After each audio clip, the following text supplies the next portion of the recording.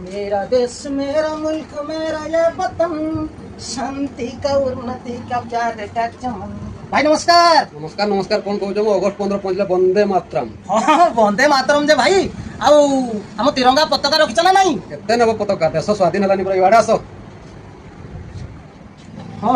जाओ जाओ ये देखो पताका एटा भाई केते टंका दाम यार केते 20 टका भाई।